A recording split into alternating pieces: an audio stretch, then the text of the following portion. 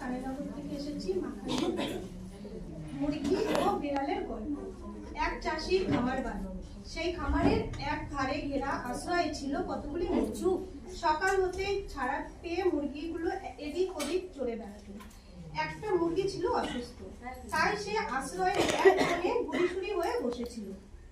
ঘুরতে ঘুরতে এক বিড়াল সেখানে এসে হাজির হলো। অসুস্থ মুরগিটিকে দেখে তার লোভ হলো।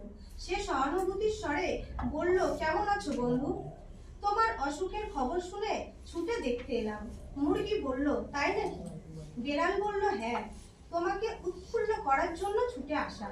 মনমরা হয়ে অত দূরে বসে থেকো না, কাছে এসো, দুই বন্ধুতে বসে বসে গল্প করি।